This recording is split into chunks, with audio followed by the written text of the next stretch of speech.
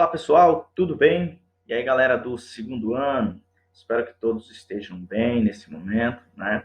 Para a gente dar continuidade à nossa aula de filosofia. Tá? Hoje trabalharemos aí o tema que aparece no capítulo número 10. Tá? Na verdade, é uma continuação da reflexão a respeito do tema que nós iniciamos na aula passada, no capítulo 9. Falamos sobre metafísica, né? No capítulo 9. E nós citamos aí que essa reflexão a respeito da metafísica se faz presente na história da filosofia desde os pensadores lá do período clássico, especialmente Aristóteles, correto? Que ele entendia a metafísica como sendo uma ciência primeira, aquela que validaria os outros conhecimentos. Né?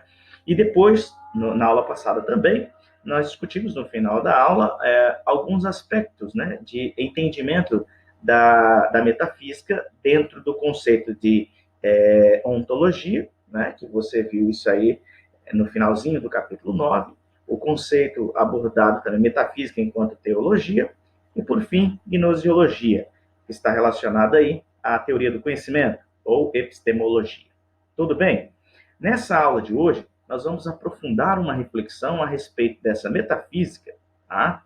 Mas já dentro de uma análise crítica do que seria essa metafísica. Tudo bem?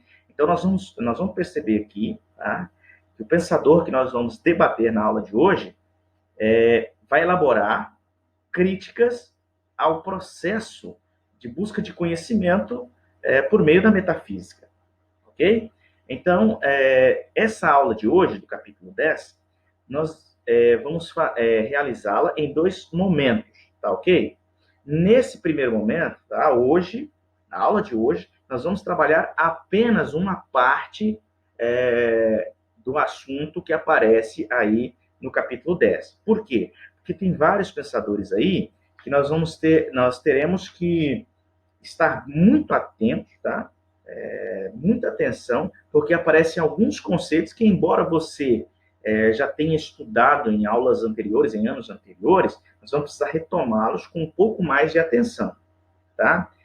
Nós vamos citar alguns pensadores aí. No caso, na aula de hoje, eu preferi que a gente direcionasse, né, a reflexão e estivesse atento a, principalmente, o único pensador que eu vou abordar na aula de hoje, tranquilo? A respeito dessa crítica à metafísica.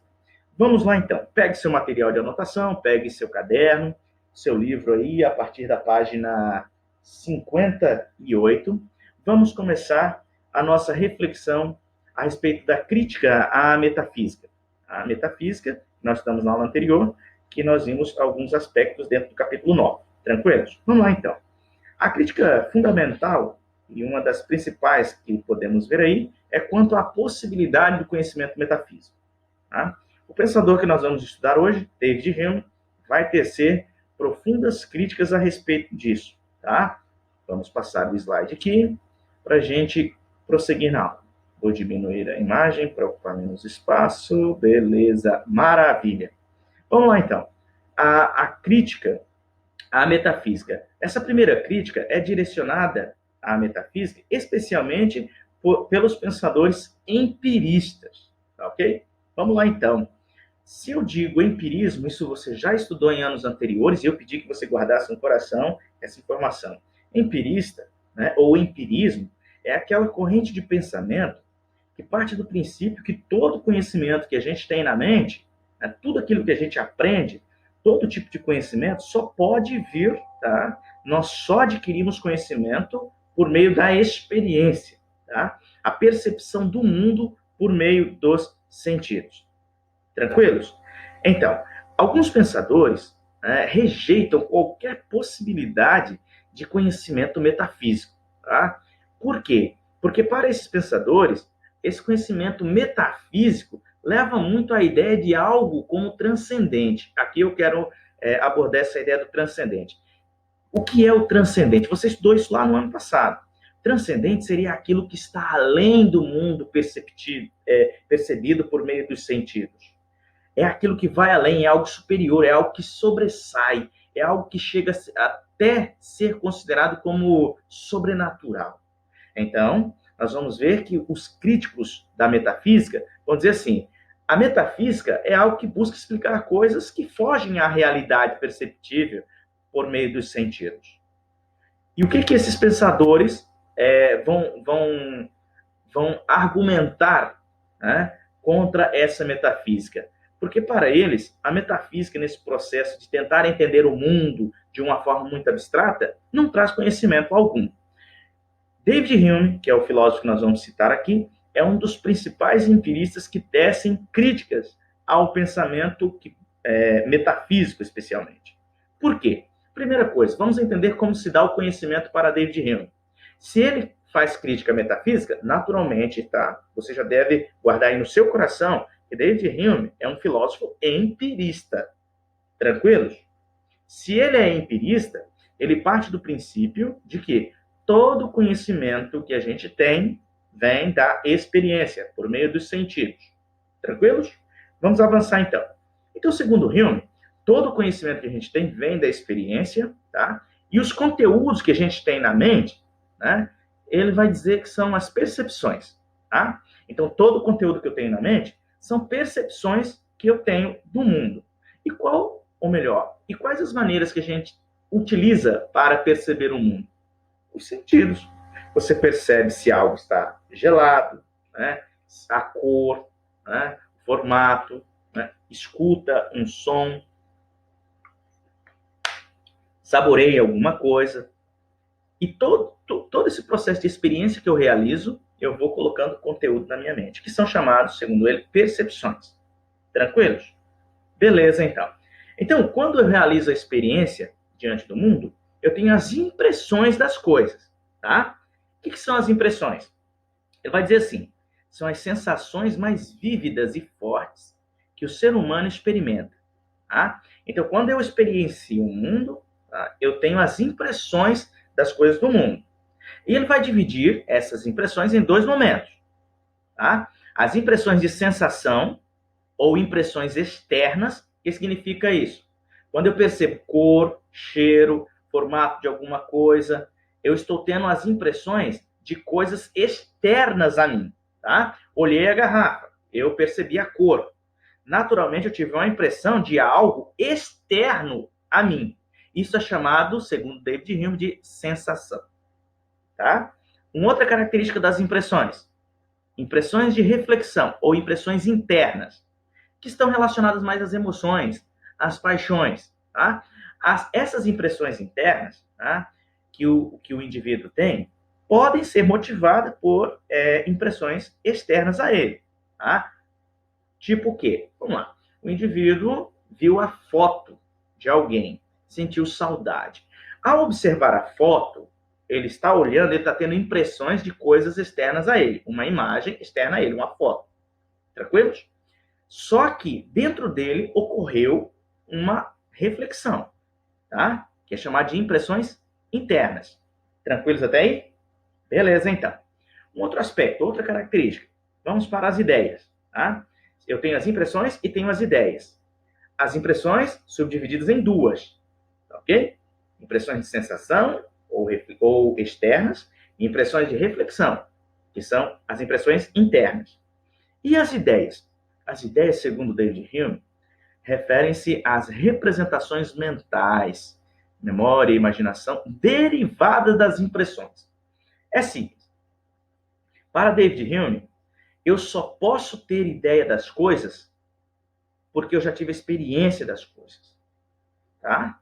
Então, as ideias que eu posso elaborar na minha mente, todas as ideias, só são possíveis se eu, caso, né, já tenha realizado a experiência anteriormente, tá? Então, quer dizer que só é possível ter ideia depois das impressões do mundo. Tranquilos? Então, as ideias são derivadas das impressões. Tudo jóia até aí? Vamos para frente, então. Como sendo um autêntico empirista, né, para David Hume, as ideias são as cópias das impressões, tá?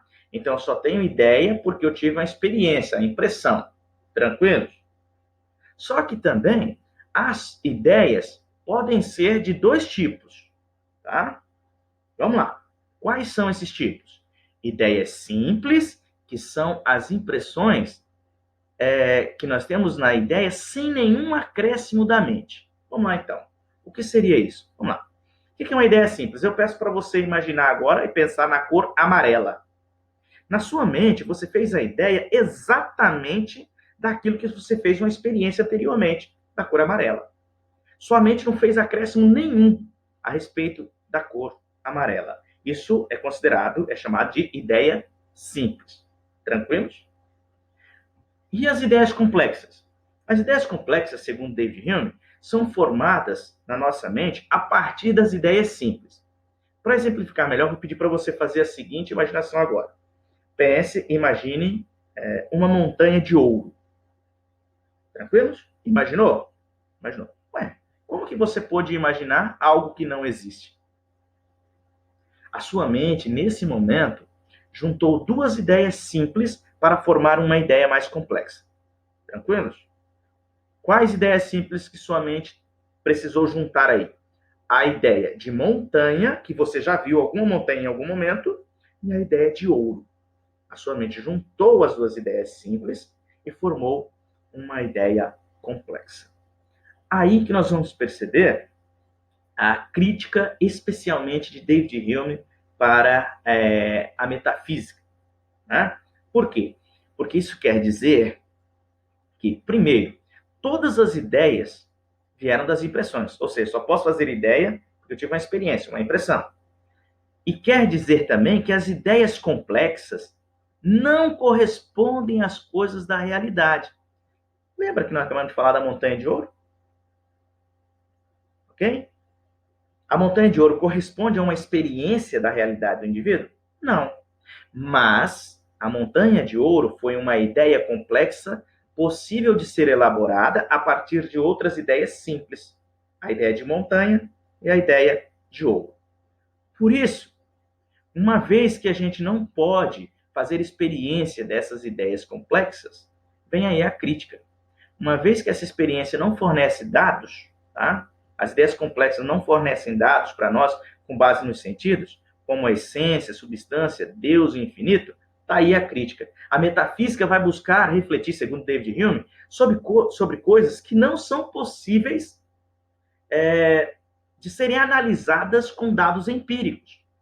Portanto, esse saber que é considerado como o saber baseado na metafísica, segundo David Hume, seria como se fosse uma ideia complexa sobre alguma coisa, impossível de ser explicada porque não tem os dados dos sentidos. São ideias que a gente vai criando com base em ideias mais simples.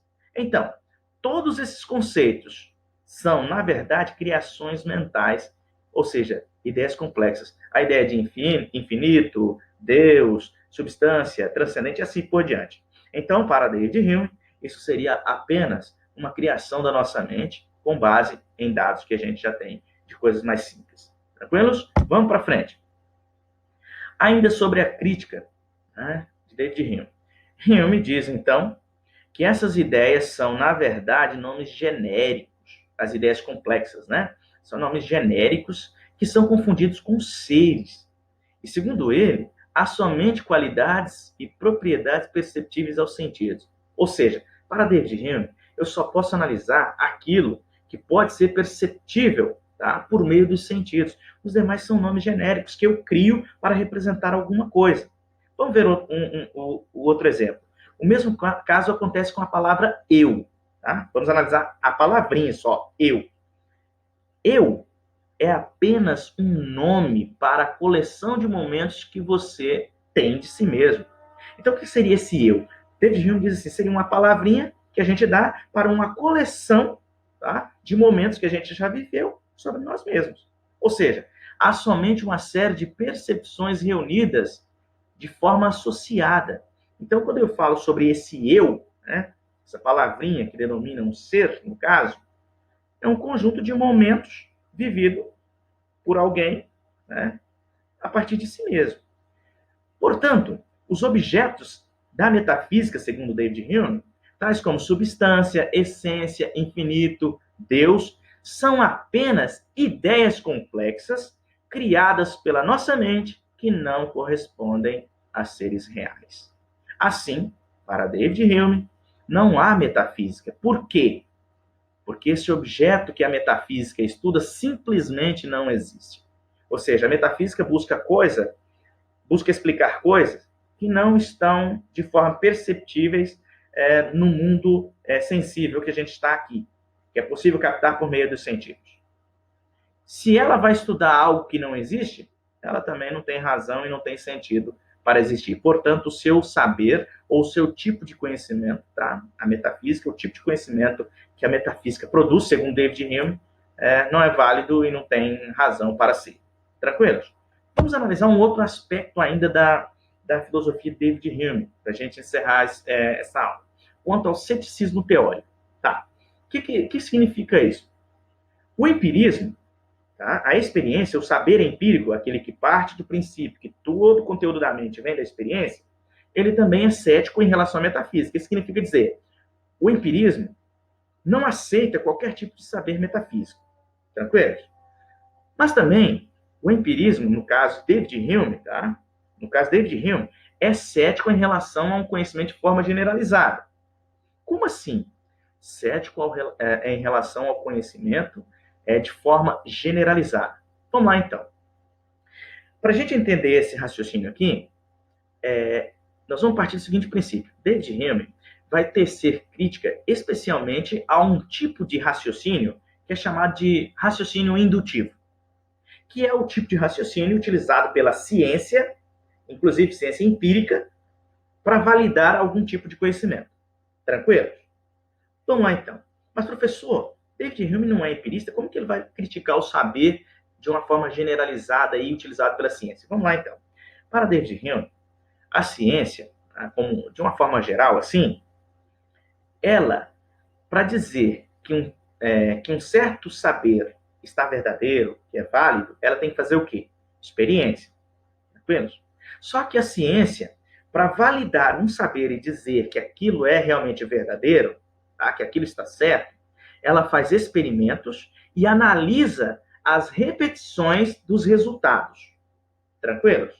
Então ela faz, vamos supor, 1000 experimentos. Tá? Todos esses 1000 experimentos deram sempre o mesmo resultado. Tá? Se a ciência fez 1000 experimentos e percebeu que deu resultado X, ela conclui que o 1000º experimento que ela fizer, tá, vai dar também qual resultado? O resultado X. Aí vem uma crítica a David Hume. Por quê? Porque para ele, esse tipo de raciocínio indutivo não tem nenhum embasamento lógico para validar o conhecimento. Por quê? Porque não é porque uma série de acontecimentos se repetiram do mesmo modo que será sempre assim. Tá? A ciência, segundo ele, então, o saber de uma forma generalizada, quando usa o raciocínio indutivo, ela também está baseando-se em hábitos. Tá? Habituou-se a observar o mesmo resultado e concluiu que os próximos resultados sempre darão o mesmo. David Hume, então, aqui, por isso que fala do ceticismo teórico, tá? Ele parte do princípio de que o saber, o cientista ou o saber científico, não pode jamais dar como validado e verdadeiro, de forma irrefutável, qualquer conclusão. Por quê? Porque, segundo ele, o saber científico deveria dar como validado um saber que seria probabilidade. Exemplo, fiz 1000 experiências, deu resultado X. É provável que a 1000ª experiência também dê o resultado X. Aí que vem a crítica desse ceticismo teórico de David Hume. Isso significa, então, que para David Hume, o cientista deve apresentar suas teses como probabilidade e nunca como certezas irrefutáveis. Tudo bem, meus queridos? Na próxima aula a gente se encontra e a gente avança nesse capítulo 10, tá? Vamos avançar na próxima aula, abordando a crítica à metafísica, dando continuidade à crítica à metafísica, né, a partir do pensamento kantiano. Valeu? Um forte abraço, bons estudos e até a próxima. A gente se encontra. Tchau, fiquem com Deus.